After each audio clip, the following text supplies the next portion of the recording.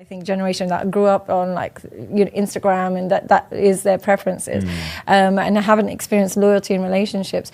But if we are suggesting that more experience leads to better sex, then men always fall in love with the woman that gives them the best sex. They're going to fall in love with the more promiscuous woman overall. In the real world, that's who they're going to be most attached to.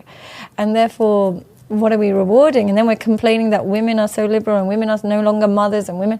It's because you're falling in love with the women that know how to handle you sexually best rather than the women that know how to actually give you a good life best. Yeah. We would think it's common sense, but it's not common sense, unfortunately. It's really not common sense. And you'll know it's not common sense by how much of a reaction I get when I say it. It's so common sense to us that you would think people would just scroll past my thing and not even think twice about it. But the fact that people will literally foam at the mouth when I say it means that it's unfortunately not common sense. Isn't it bizarre that it's not common sense? That's the thing. I work with men and women. Yeah, I work primarily with men, but I have, a lot of female clients.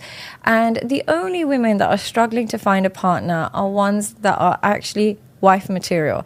You speak to a woman who has no intention of settling down, who is very good at, performing sexual acts and stuff. She has no problem meeting men. She's constantly surrounded by men. About what you truly want out of a woman. And once you give women that honesty, they know. Because I know men who will say, my wife, she just stopped having sex with me years and years ago. And that's the primary thing. And I was like, but have you mentioned this to her? Have you said this to her?